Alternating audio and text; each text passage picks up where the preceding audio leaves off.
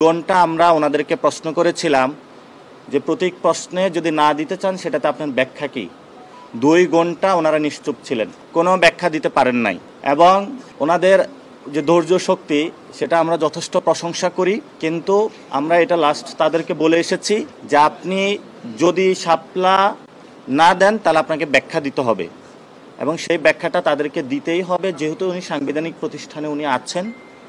আর যদি রাষ্ট্রীয় কোনো প্রতীকের উনি দায়িত্ব নেন যেটাকে রক্ষা করবেন, তাহলে তারা দানের শীষ এবং শাপলা সবগুলোকে রক্ষা করে ওই ধরনের আইন সংশোধন করতে হবে। সো নির্বাচন কমিশনের সামনে 2টি পদ্ধতি, অথবা 2টি রাস্তা আছে।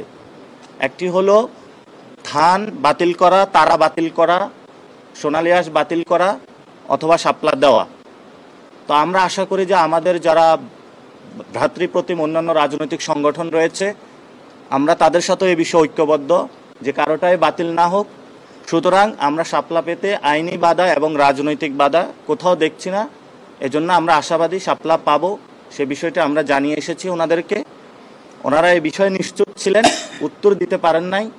আমরা ধরে নিব যে ওনারা এটাতে সম্মতি প্রকাশ করেছেন, যেটা আমরা বিবাহের ক্ষেত্রে দেখি সম্মতি প্রকাশ করে থাকেন।